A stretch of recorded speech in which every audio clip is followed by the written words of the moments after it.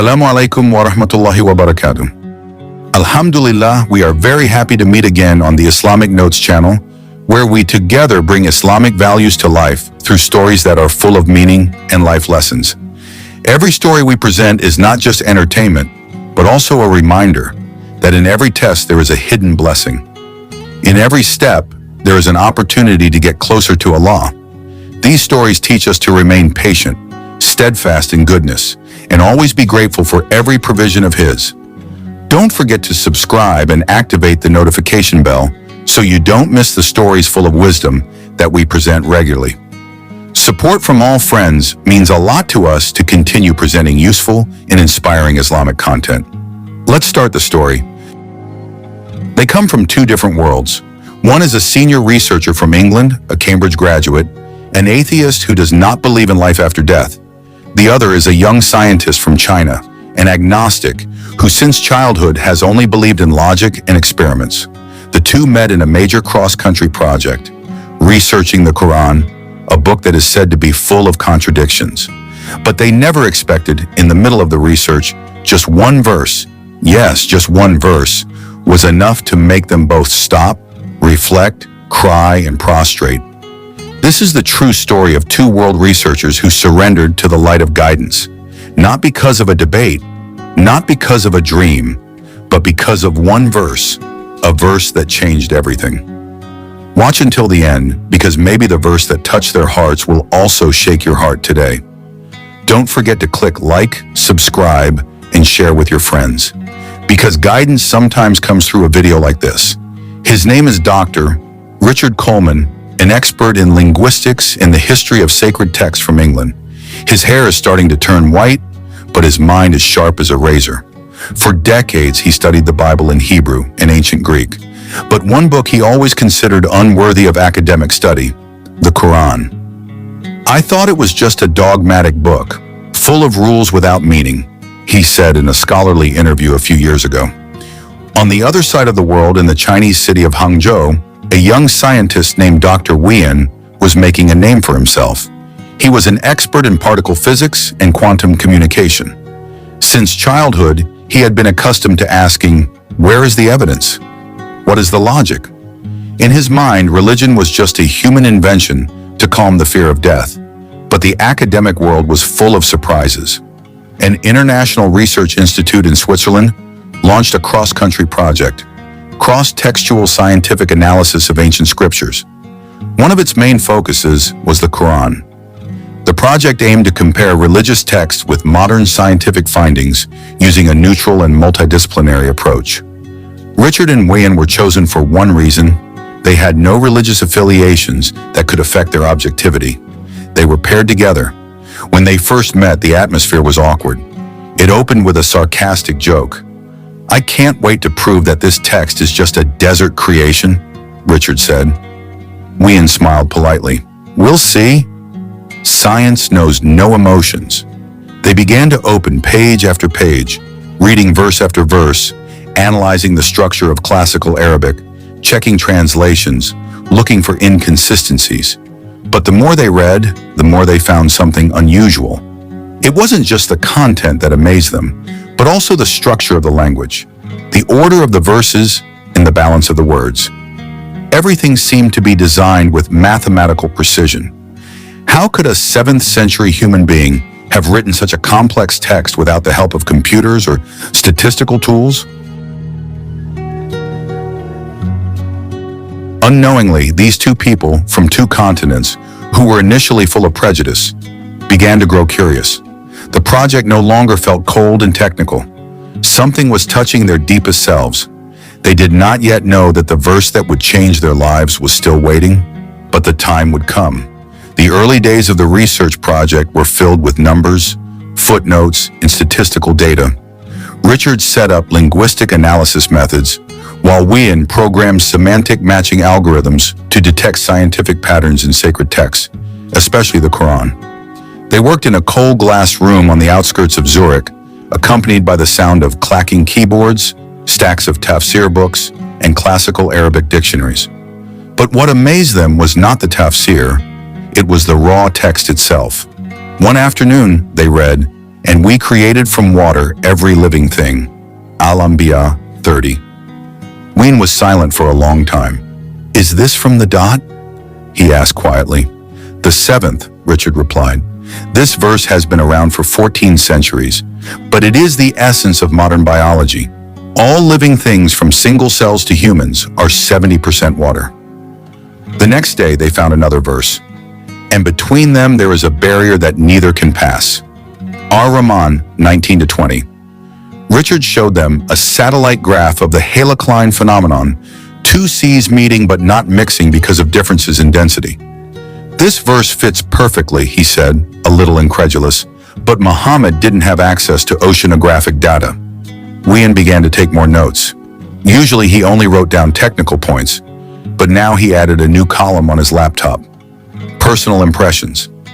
The project was starting to deviate from the original plan. They were no longer just analyzing, but were beginning to wonder. There was a kind of intelligent intentionality in the structure of the verses. But the turning point was yet to come, because among all the verses they read, there was one that would later shake their hearts, not their minds. However, for now, both of them still hold the reins of logic.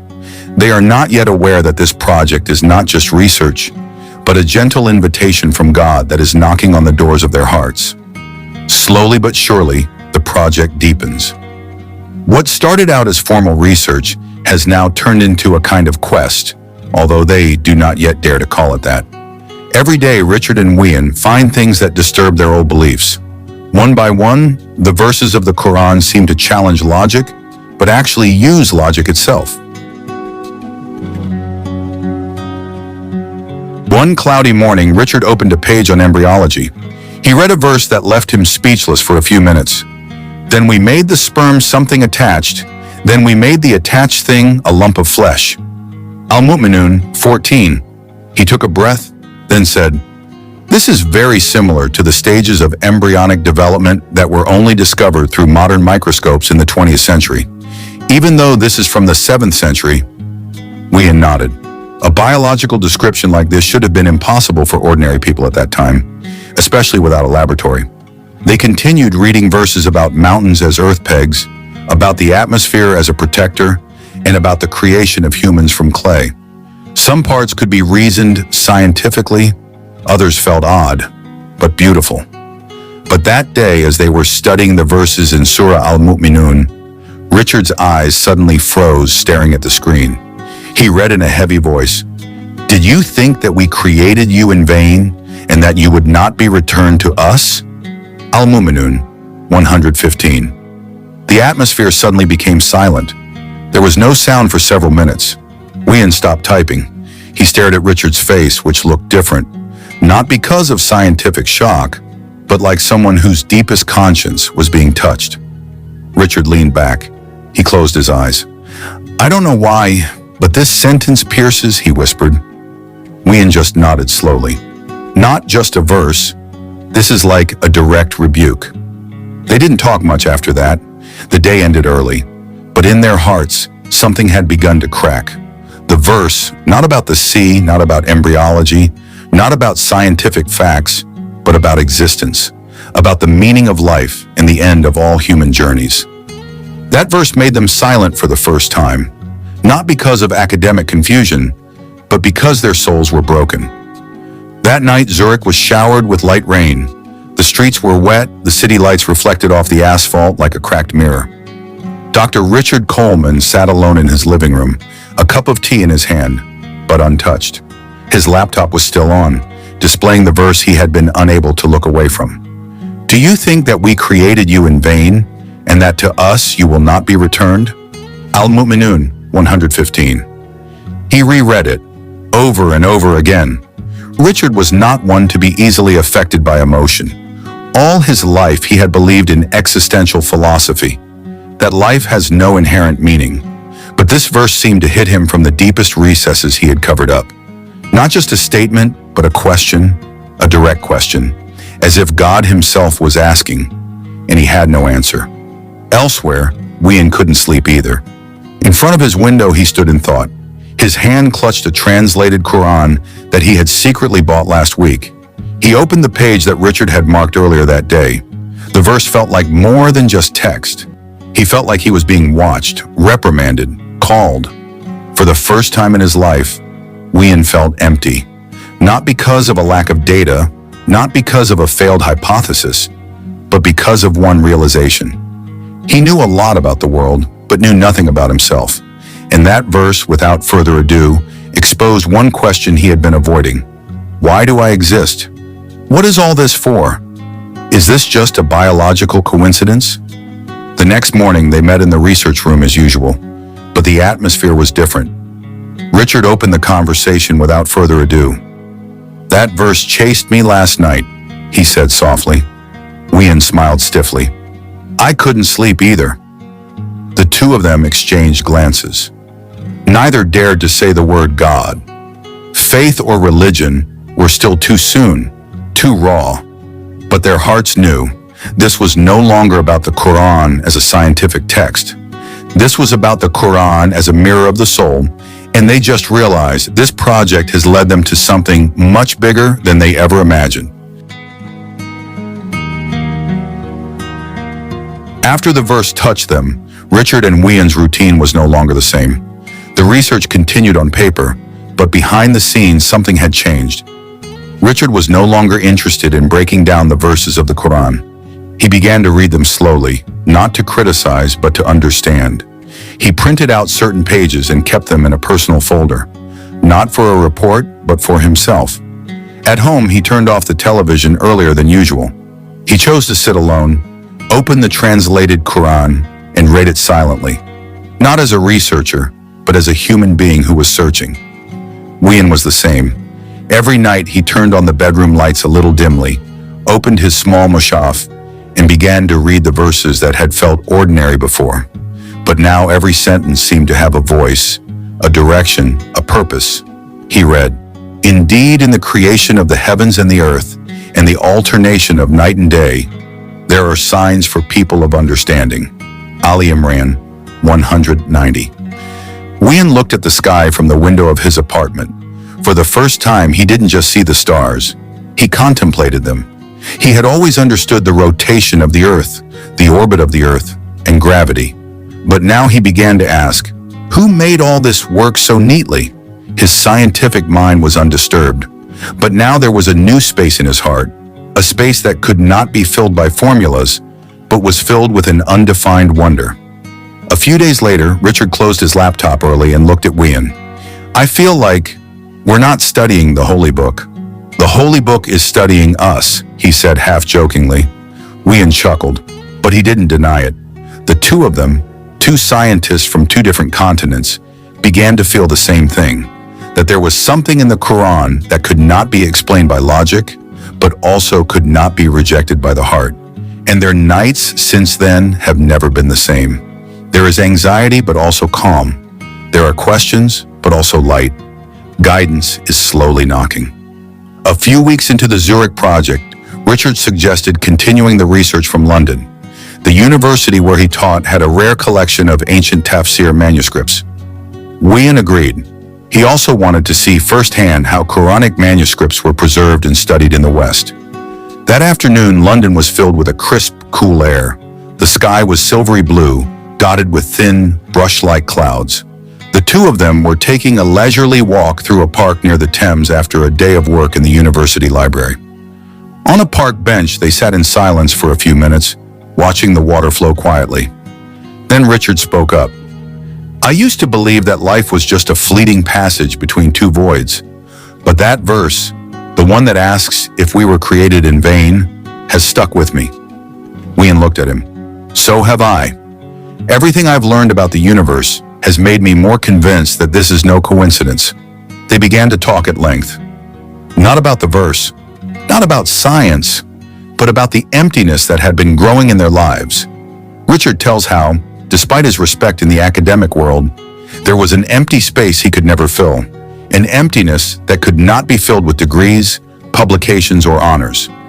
Wian admits that he has lived in a world that is all rational, but increasingly, he feels that rationality without direction is a labyrinth, and now the Qur'an is like a map out of that labyrinth. Do you know, Richard asked quietly, that I once cried secretly when reading a verse? Wian lowers his head. Me too, when reading the verse about people who say our Lord is Allah. Then they remain steadfast. I don't know why, but I feel like I want to be one of them. The atmosphere was quiet. The wind blew softly. The sky began to darken. That night, under the calm London sky, two scientists who used to believe only in logic now spoke with the language of the heart. They knew that their search was no longer about scientific truth, but about existential truth. They had not decided anything. They had not yet taken the Shahada. They had not yet touched their prayer mats. But that night, for the first time, they admitted one thing silently to themselves. Maybe there is a God, and maybe He is calling us. It was a cold Friday. A thin fog covered the streets of London. But behind the frozen air, there were two hearts burning with a search that was too deep to deny. Richard and Wian stood in front of an old mosque in the Kensington area. There was no invitation. No one told them to come. They were just following an urge within themselves, an urge that they had never honestly admitted. With slow steps, they entered the mosque. A warm atmosphere greeted them. An old man with a white beard was tidying up the rows for Friday prayers. He smiled kindly when he saw two strange men standing hesitantly in the doorway. "Can I help you?" he asked softly. Richard answered softly, almost in a whisper. "We would like to know, maybe join in, but we don't know how." The Imam smiled warmly. He didn't ask any questions. He didn't judge. He simply showed them the ablution area, then guided them with gentle, calming patience. That day, for the first time, two scientists from two different worlds who were usually busy studying verses now stood behind the Imam, listening to the verse being recited. Ihdina sirat al-mustaqim. Show us the straight path. Their hearts trembled. Tears slowly dripped from Richard's eyes. The voice of the Imam's chanting felt like clear water flowing in the desert of his barren heart. When the first prostration arrived, there was no more science, no more theory, no more distance between reason and heart. There was only total submission. That was the moment when, for the first time, their foreheads touched the ground. Not because of coercion, not because of guilt, but because of a sense of recovery. After the prayer, they sat together with the Imam. They told their story, about the research project, about the verse that pierced their hearts, about the restless nights. The Imam listened without interrupting. He just looked at them with calm eyes, then asked softly, "Are you ready to testify that there is no God but Allah, and Muhammad is his messenger?" There was no doubt, no debate, no more academic defense. In a soft but firm voice, Richard said, "Yes, I believe," followed by Wian, "I believe." That day, the two researchers who initially only wanted to study the verses finally met the owner of the verses, and they were no longer just reading the Qur'an. They now lived in it. Several months had passed since that day, the day when Richard and Wian prostrated themselves for the first time and said the Shahada. Their world changed, not drastically, but slowly, deeply, fundamental. Richard still teaches at the university. He still quotes Plato, explains ancient syntax, and advises students on theses. But there is something different in the way he speaks. He is no longer cynical, no longer looking for loopholes in other people's beliefs, for he himself has found the crux of his long search: faith. On a shelf in his office, a copy of the Qur'an in English sits among other tomes. Sometimes students ask, and he replies, "I used to think of this as just an ancient text, but now I call it a guide to life." Wian returned to China, but he did not return as the same person. He began to learn to pray in secret. He read the tafsir in Mandarin.